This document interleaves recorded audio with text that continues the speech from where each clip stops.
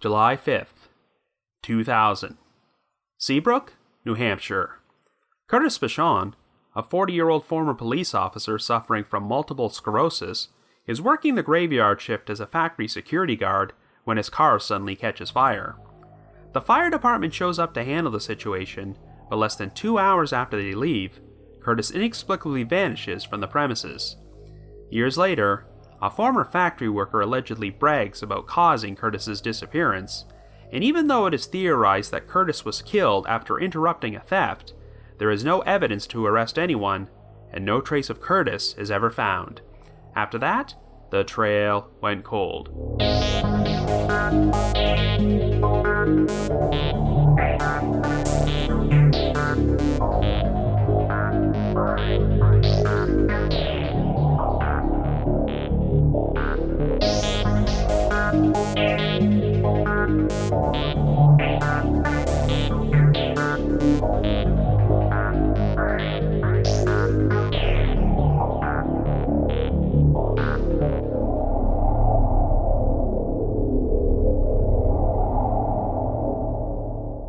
Hello everyone, and welcome to our latest episode of The Trail Went Cold. I'm your host Robin Warder, and today we're going to be covering a missing persons case which was featured on Unsolved Mysteries, the 2000 disappearance of Curtis Pishon. This is the tragic story of a man who wanted nothing more than to become a police officer, and was successfully following his dream before his life was derailed by multiple sclerosis. Because of his physical limitations, Curtis had to leave the police force and eventually got a job as a security guard at a factory, but while in the midst of working the graveyard shift one night, he vanished without a trace. The circumstances of Curtis's disappearance are very strange, as his car inexplicably caught fire in the middle of his shift a few hours before he went missing. Since Curtis's multiple sclerosis caused him to struggle with depression, there was speculation that the car fire may have been his breaking point, which caused him to go off somewhere and take his own life. However, as the years have gone by, investigators are now leaning towards the theory that Curtis was the victim of foul play, and that one or more of his co-workers from the factory were responsible. As it stands right now, it sounds like this is one of those cases where law enforcement just lacks that one key piece of evidence to make an arrest. Ever since the inception of this podcast, I have received a number of requests to cover this story, and given that we passed the 20th anniversary of Curtis's disappearance 3 months ago, I thought now would be an ideal time to put together an episode. Anyway, before we get started, just a quick reminder that The Trail Went Cold is a weekly podcast, which is currently available for download on several platforms, including Apple Podcasts, Stitcher, Google Podcasts, and Spotify. So if you like this podcast, be sure to subscribe to it, and please leave us a rating or review on any of those sites to help spread the word. The Trail Went Cold is on Patreon, so if you would like to learn how to support the show, please visit our page at patreon.com/thetrailwentcold. For as little as $1 a month, you can garner access to exclusive rewards, which may include stickers and thank you cards, early access to episodes, and bonus content. So with all that out of the way, let us now explore the unsolved disappearance of Curtis Pishon.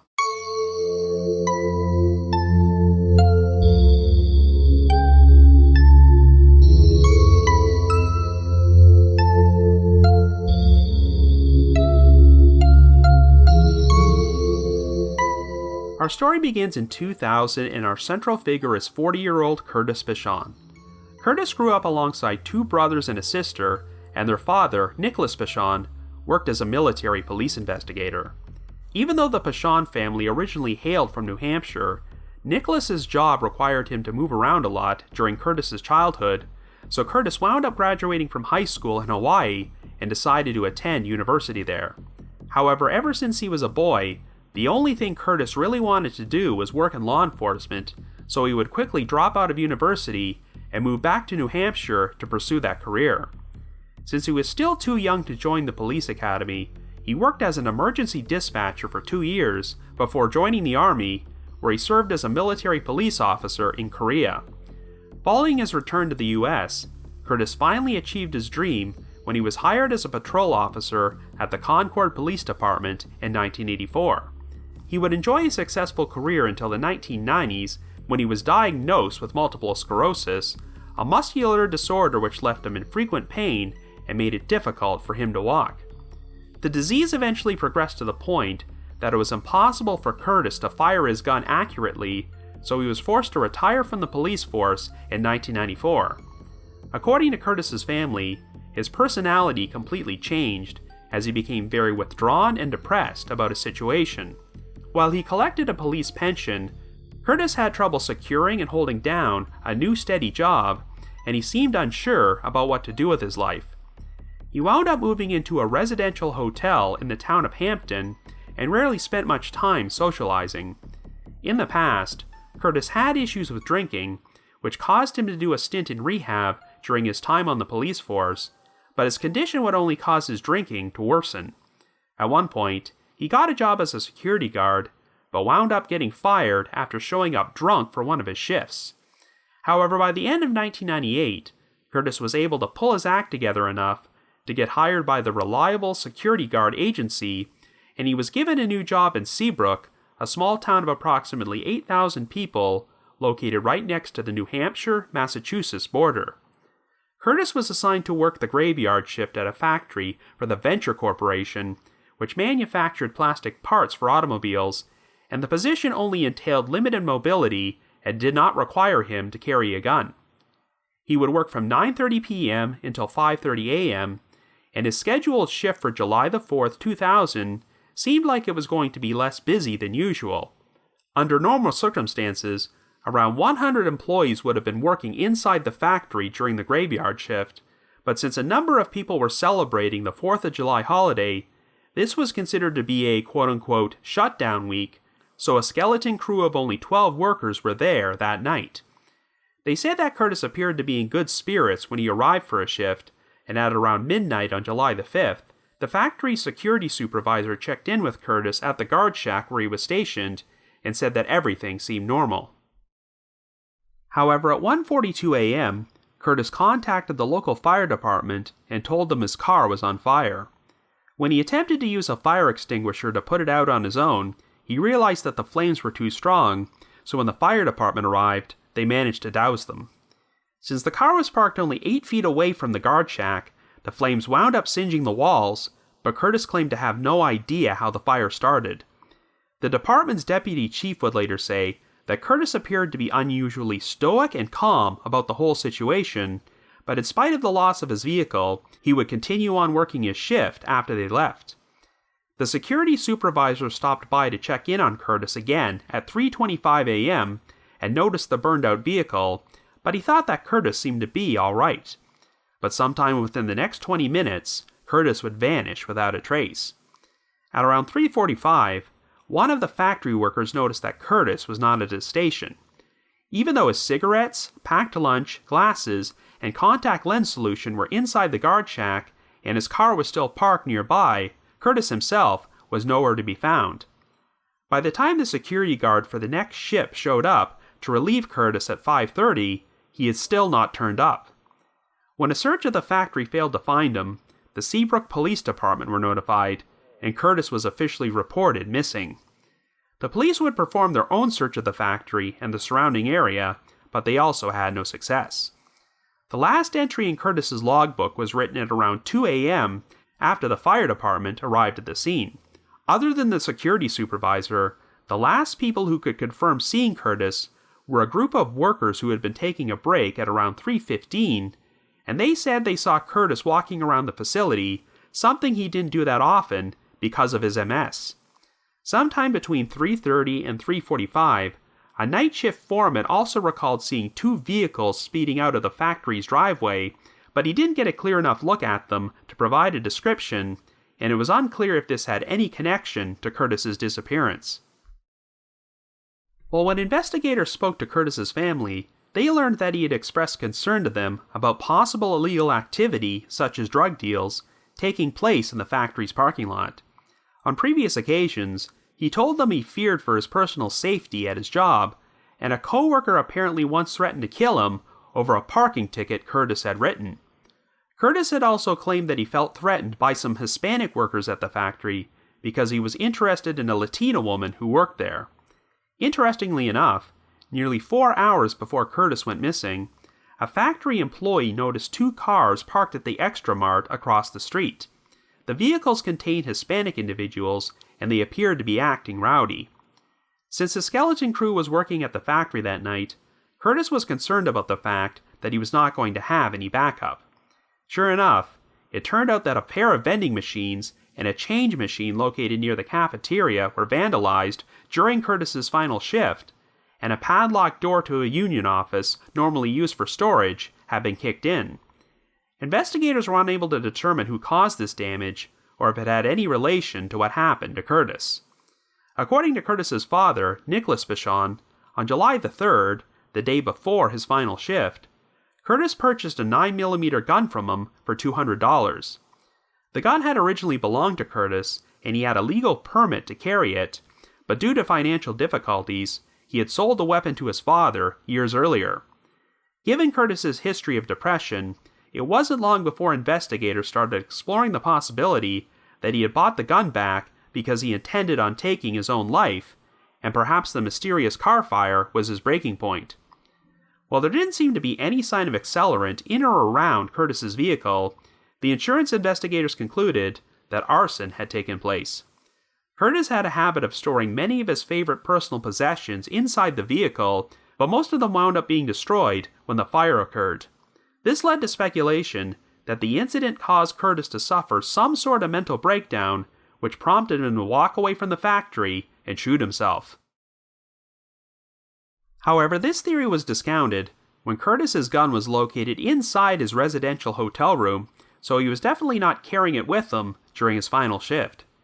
In spite of his struggles with MS, Curtis did not give off any signs of being depressed or suicidal at the time he disappeared, as he had been making plans to purchase a new car that week and was looking forward to a family vacation later that month. But no matter what Curtis's mental state might have been, the biggest problem with the theory that he wandered off the factory grounds is that his condition would have prevented him from walking very far. Even if he had planned on hitchhiking out of the area, it still would have required him to make a long walk from the guard shack to the nearest road. There was no record of any deliveries made to the factory during Curtis's shift, or any company trucks leaving the facility that he could have hitched a ride with. No taxis were summoned to pick up anyone there that night, and since phone records from Curtis's hotel room showed that the only calls he made prior to his disappearance were to his mother, it seemed unlikely that he called anyone to arrange a ride. Since Curtis was a smoker, and his cigarettes were left behind in the guard shack, his family believed that was strong enough evidence to show that he did not leave of his own volition. Investigators did look into the coworker from the factory whom Curtis claimed had threatened him, but it turned out he had an alibi that night, and he denied that these threats ever took place. They also explored the possibility that Curtis's disappearance might have been related to his previous career as a police officer. During his time with the Concord Police Department, he mostly worked as a street officer who was not involved in violent crime investigations, but he had also supposedly conducted affairs with the wives of at least two of his fellow officers. But in the end, no evidence was found to suggest this had any relevance to what happened to him. There would be no further activity on Curtis's bank accounts and social security number, and his disappearance would prove so baffling that it was featured on an episode of Unsolved Mysteries in October of 2001. In 2008, Curtis's family had him declared legally deceased, but a major development would take place in October of that year when a 40-year-old man named Robert April III was arrested. April had allegedly grabbed a 17-year-old kid named David Horvitz and threatened to kill his family because Horvitz's brother owed him $30. According to Horvitz, April stated, quote, "When I see your brother boy, I'm going to slice his throat, and nobody will find his body, just like the missing person from Seabrook. Yeah, that's right, I killed him, and your brother is next, and nobody will find an ounce of blood. I buried him in my yard, and your brother's next." End quote. Well, April just happened to be a former employee with Venture Corporation, and was one of the skeleton crew working the graveyard shift at the factory on the night Curtis disappeared, so it seemed very likely that Curtis was the missing person April was referring to in his threats. Months later, April would go on trial in Hampton District Court for the charges of criminal threatening and simple assault, but the judge would find him not guilty, after David Horvitz recanted his original story on the witness stand.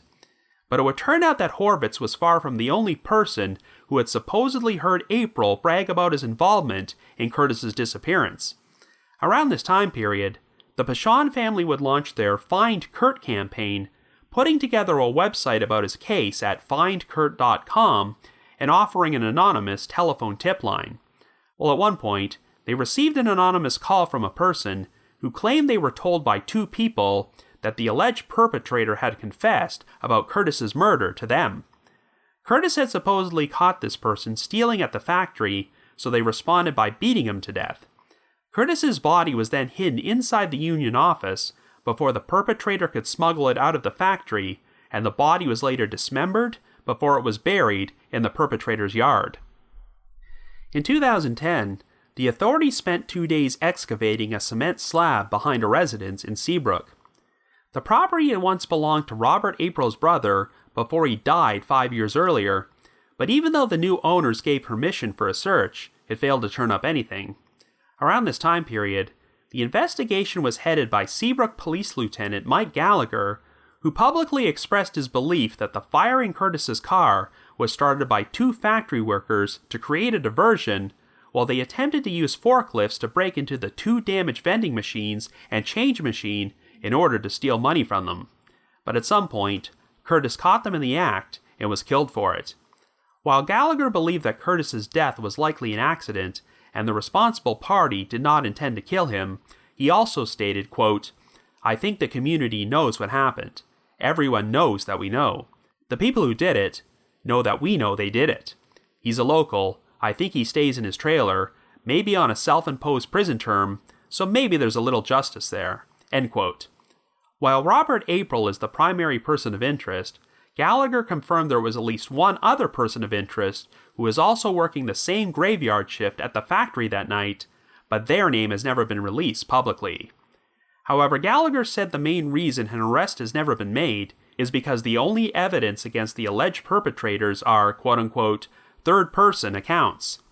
And since most of the tips law enforcement and the Pishon family received have been anonymous, they cannot be used as evidence or probable cause to secure the necessary warrants for a search or an arrest. Even though Curtis's body has never been found, his family has still set up a memorial stone for him at the New Hampshire State Veterans Cemetery in Boscawen. The Pishons have offered a $10,000 reward for information, which leads to the recovery of Curtis's body and the arrest and conviction of the responsible party, but after 20 years, he continues to remain a missing person. So I guess you could say, the trail went cold.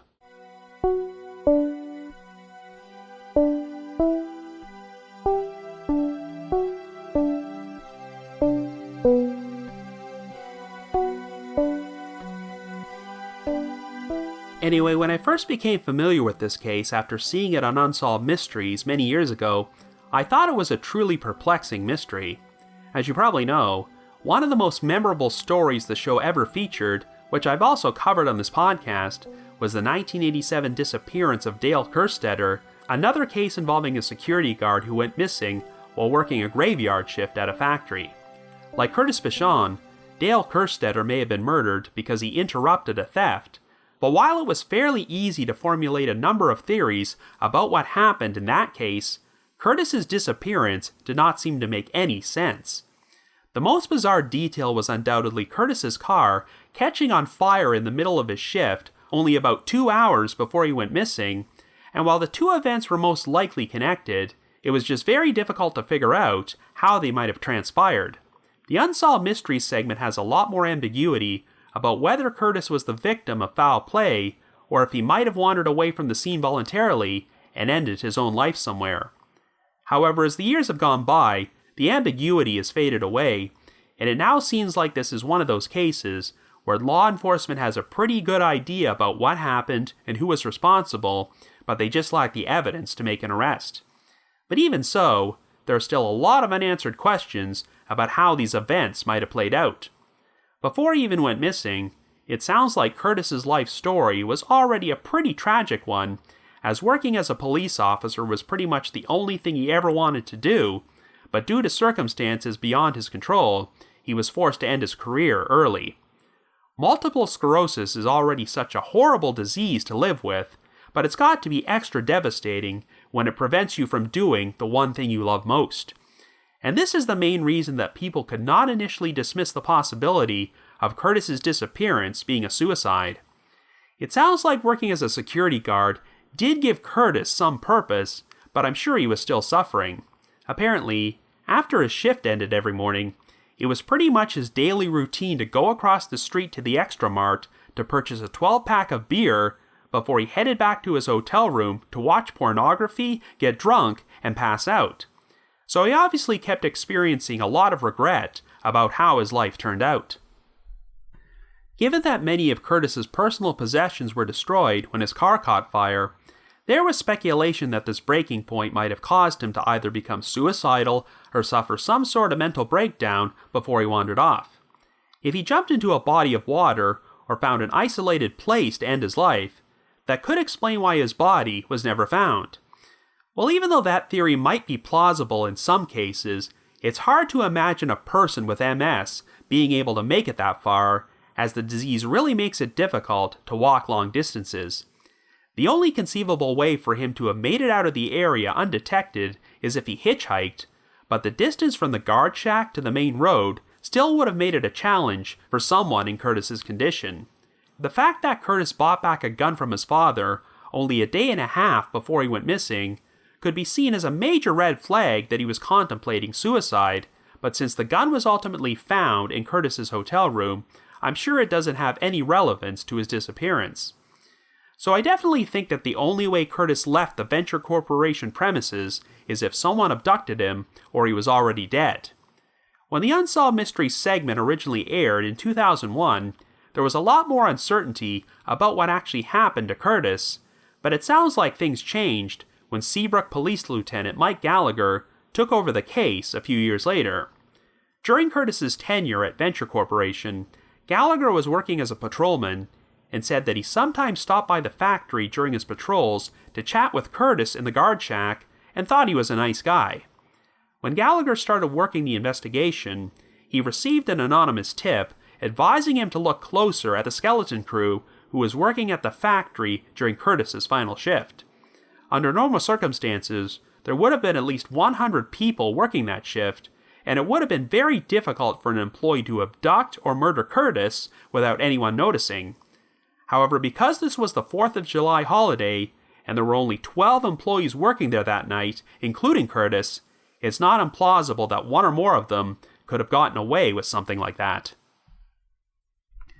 Of course, Curtis's family have claimed that prior to his disappearance, he told them that he felt unsafe because there was illegal activity taking place at the factory, and one of his co-workers had supposedly threatened him for giving him a parking ticket. Now, we know that the primary person of interest, Robert April III, worked there, and was one of the 12 employees who was present on the night Curtis went missing. However, I'm not sure if April was the same co-worker whom Curtis had accused of threatening him, because it's been reported that this employee had an alibi, which might imply that he was not working at the factory that night. But interestingly enough, before Lieutenant Gallagher took over the investigation, he says that one of the people who had been most adamant about pushing forward the theory that Curtis went off somewhere and took his own life is the same person he now suspects of committing the crime. If true, it definitely sounds like that was an act of intentional misdirection. Given what we know now, there's some leads in this case which ultimately turned out to mean nothing, like the allegations of drug dealing in the factory parking lot, the sighting of the Hispanic individuals acting rowdy at the Extra Mart across the street, and the allegations that Curtis had affairs with some police officers' wives during his time on the force. The most significant clue seems to be the vandalism of the vending machines at the factory, and I always thought that detail was downplayed a bit during the original Unsolved Mysteries segment. The car fire and this vandalism taking place on the shift when Curtis went missing just seems like a few too many coincidences. While the primary theory seems to be that Curtis was killed while interrupting the theft of some vending machines, it's not entirely clear to me if anything was actually stolen that night. It's possible that if the actual theft was halted because they needed to dispose of Curtis's body, the perpetrator or perpetrators never actually got the chance to steal anything out of the machines. Curtis had previously expressed his concern that because a skeleton crew was working that night, he would have no backup if any problems arose. With the only security being an immobile man with MS, I wouldn't be surprised if the responsible party thought this would be the perfect opportunity for a theft, but things still went horribly wrong. Now, before I talk any more about this theory, I should mention that the Venture Corporation factory would close down less than 4 years after Curtis went missing, and it sounds like there was a lot of shadiness going on in this company. The main reason the factory wound up closing is because Venture Corporation's owner, Larry Winget, was involved in a scandal where he and his family siphoned more than $314 million from the company before it went into bankruptcy. And in 2003, the U.S. Occupational Safety and Health Administration fined the company $55,000 for serious safety violations after a worker at the Seabrook factory was killed when a large mold slipped from a horizontal mold injection machine and crushed him. Long story short, this did sound like a bit of a dysfunctional workplace, so employees breaking into vending machines in the middle of a shift does not sound like a stretch. But how does this explain the strange fire which engulfed Curtis's car? I have to admit, that part of the story still baffles me. The theory provided by Lieutenant Gallagher is that the fire was started by the perpetrators as a diversion while they orchestrated their theft. After all, it's believed that they used a forklift to break into the vending machines, which would have created a lot of noise, so perhaps they felt the fire would keep Curtis occupied. However, the problem is that Curtis's car was parked only 8 feet away from the guard shack where he was stationed, so how did he not notice this? I mean, I guess he could have been somewhere else at the time, but like I've mentioned on numerous occasions, Curtis's MS made it very difficult for him to walk. In fact, while it was standard practice for security guards to do their rounds and walk the perimeter at the start of their shifts, on this particular night, the guard whom Curtis relieved offered to do it because he knew that sort of thing was difficult for him. Did someone manage to set fire to Curtis's car while he was 8 feet away without him noticing? I guess it's possible, but even though the insurance investigators believe that arson had taken place, I'm not sure if they were able to determine how exactly the fire was started. A lot has been made of the fact that Curtis seemed unusually calm when the fire department was putting out the flames, but this could be explained by the fact that he was looking into purchasing a new vehicle sometime in the near future.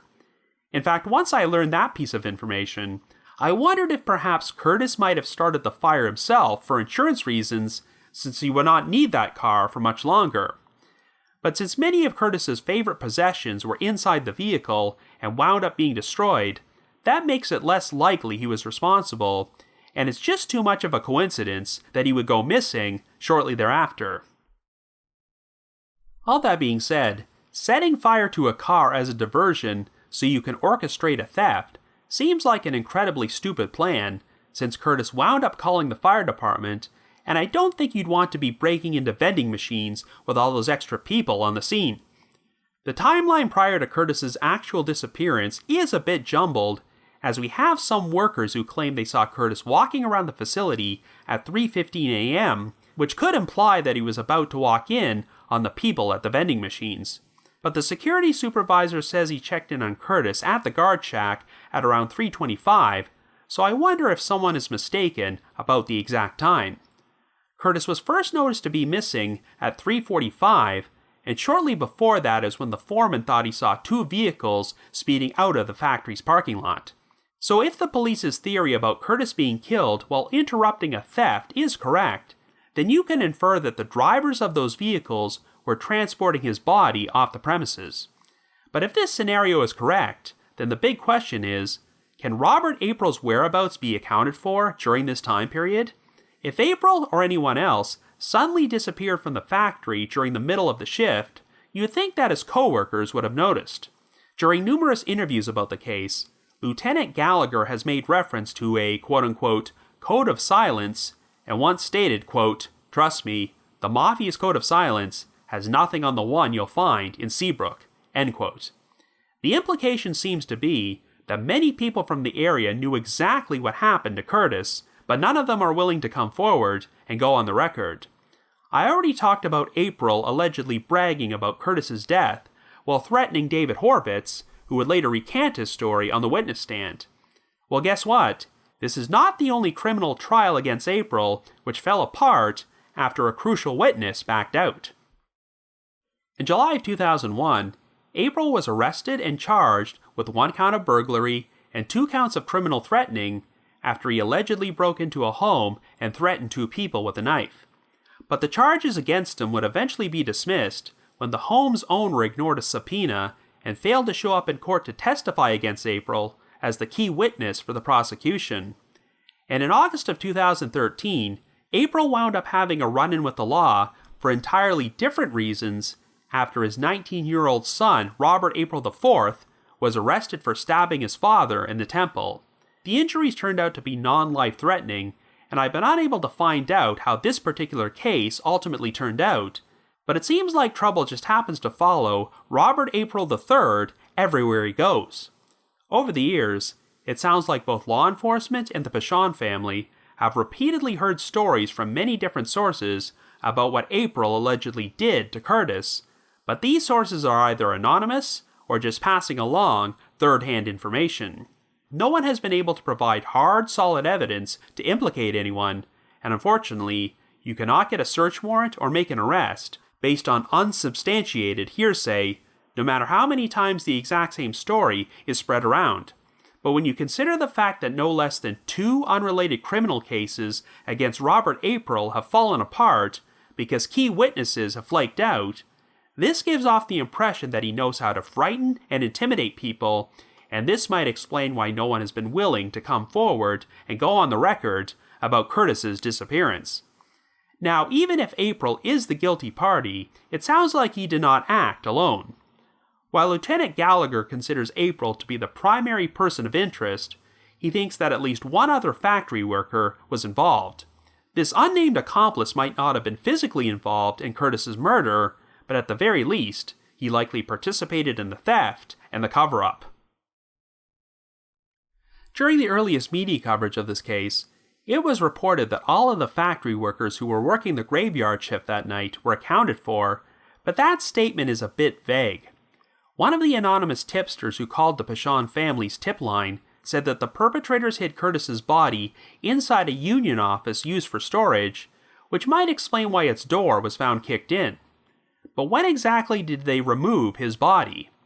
Once the morning shift arrived, I'm sure there would have been a lot more people at the factory, making it more difficult to smuggle Curtis off the premises undetected. While Curtis was discovered to be missing from the guard shack at 3:45, it sounds like the police were not actually notified until his relief showed up at 5:30. Theoretically, if the 2 cars seen speeding out of the parking lot belonged to April and his accomplice, then they may have used this opportunity to dispose of Curtis's body and then made it back to the factory before the police arrived, where they could have claimed they were working the entire time. If this is what happened, then you have to wonder how many of their co-workers noticed their absences. Did any of them have an inkling that they might have killed someone? Even if they had no direct involvement, it's possible that at least some of the co-workers who were there that night might know more than they're letting on, but they're either too afraid to say anything, or are following the aforementioned quote-unquote code of silence. As of right now, it seems like this has become one of those missing persons cases which has pretty much been solved in the minds of law enforcement and the victim's family, but they just lack a body or enough definitive evidence to arrest anyone for the crime. The disappearance seemed truly baffling and perplexing at the time it originally happened, but the more you put the pieces of the puzzle together, the more likely it seems that this case has a pretty simple solution involving foul play. Even though the phrase, "they stumbled upon something they weren't supposed to," has almost become cliched in true crime circles during the analysis of cold cases, I do think it applies to this case. Prior to his disappearance, Curtis expressed his fear that he did not have any backup on this particular shift in case something went wrong, and sadly, it sounds like his fears were not unfounded. Even though investigators do not believe the perpetrators intended to kill Curtis, it sounds like they still made the conscious choice to violently attack a person who was suffering from multiple sclerosis and could not adequately defend themselves, and that is truly despicable. If the theory presented by the police is true, and they are correct about the identity of the primary person of interest, then this definitely seems like one of the more solvable cases ever featured on The Trail Went Cold. 20 years is way too long for Curtis's family to have gone without recovering his remains, so all they might need is for the right person to come forward. So if you happen to have any information about the unsolved disappearance of Curtis Pishon, please contact the New Hampshire Cold Case Unit at 603-271-2663. That's 603-271-2663. But if you just have your own thoughts about what happened, feel free to leave me a comment or send me an email to robin.warder@icloud.com. That's robin.warder@icloud.com. Also, I'd like to provide a plug for a website which I've previously mentioned on this podcast, and that's lostandfoundblogs.com. It features an article about Curtis Pishon's disappearance, as well as some very detailed articles about other prominent cold cases which have been featured on Unsolved Mysteries and contain exclusive, never-before-heard information. Another reminder that The Trail Went Cold is on Patreon, so please visit patreon.com/thetrailwentcold to learn how you can support our podcast and become eligible for some pretty neat rewards. We've produced a bunch of exclusive bonus episodes for our patrons in tiers 2 and 3, and this past month, I released an episode about an unsolved mystery from the life of the most famous mystery writer of all time, Agatha Christie, who went missing in 1926 before she resurfaced 11 days later, and there's still a lot of unanswered questions about the circumstances of how and why she disappeared. And for our patrons in Tier 3, I've also recorded another new audio commentary track which can be played over a classic episode of Unsolved Mysteries. So to learn more information, feel free to visit our Patreon page. I'd also like to give a shout out to our most recent listeners who have signed up with us on Patreon this week, and they are Janelle A., David Q., and Ilsa L. Thank you all so much for your support. And before I bring this episode to a close, I'd like to play a promo for another true crime podcast, Excuse Me, That's Illegal. Oh, hey there. You like true crime stories, right? Yeah, I know, who doesn't? But I gotta admit, after a while all those stories of murder and heartache, well, they tend to go straight to my hips. So that's why I, Leroy Luna, have created a podcast called Excuse Me, That's Illegal, where we'll take a hardcore look at some softcore crimes. No TED Talks on Bundy here. The letters BTK won't be coming from these lips. Unless he had a brother that used to steal library books. Suppose I'd be willing to go balls deep into that one if that were the case. Anyways, you'll hear stories such as the Mad Pooper, a female jogger who wreaked havoc in a Colorado Springs neighborhood, using one family's front yard as her own personal dumping grounds. If this kind of content sounds like it's up your alley, Excuse Me, That's Illegal is available right now on all your favorite podcatchers. So come join me. I'll be right here waiting for you. I also just wanted to give another shout out to my supporters at the Unsolved Mysteries message board at the Sitcoms Online forum and the Unresolved Mysteries subreddit. I need to provide a big thanks to Miguel Foote, who edits and assembles this podcast together for me, and Vince Nitro, who composes the eerie music you hear on every episode. If you haven't already, you can like us on Facebook, follow us on Twitter, or leave us a rating or review on Apple Podcasts, Stitcher, Google Podcasts, or Spotify. And since we have entered the month of October, per tradition, we are going to spend the rest of the month releasing episodes about creepy unsolved mysteries which have some sort of Halloween slant to them. So I hope you have yourself a good week and join us next Wednesday for our first Halloween-themed episode of The Trail Went Cold.